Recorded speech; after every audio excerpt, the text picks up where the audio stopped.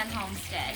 The girls had harvested deer during the season, and I have decided to make bone broth from the bones. As you can see, we got almost 3 gallons. There's a youth season coming up this weekend. Hopefully they'll kill a couple more. Then I can show you the process, because I like to do my processes before I show everybody else to make sure they're going to work out. But one neat thing that I found is the deer fat, which is not very much, but what is available comes to the top of the jar like any beef or pork, but it comes out almost like silver dollars. You can cut it in two and extract it from the jar. I've rinsed it off, the tallow butter from deer fat. So we're going to try that, and we're going to film it and see how it goes.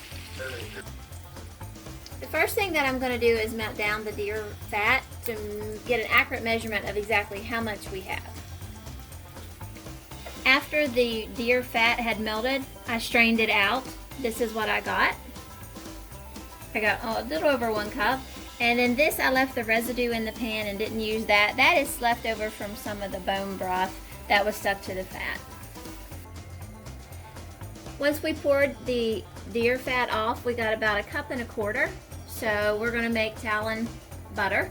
I'm going to put it calls for 1/2 cup of olive oil. I'm going to put just a little bit extra in there.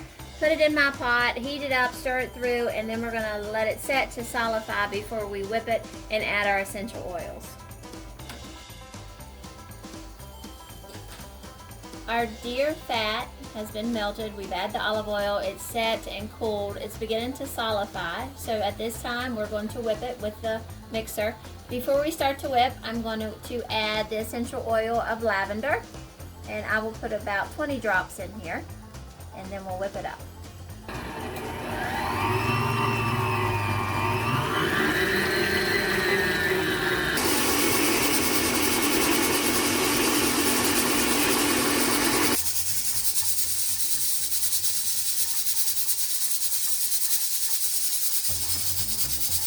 We were fortunate enough to get a whole pint jar. Here's the finished product of our deer tallow butter that we'll use to apply to our skin. We have used some already. It's extremely soft. It makes our skin extremely soft. This will work great for when you're outside and your hands get chapped and cracked. I think it would help heal that very quickly. It's got a soothing feeling once it's on your skin. We hope you enjoyed our video and learned something new. Thanks for watching, and have a great day.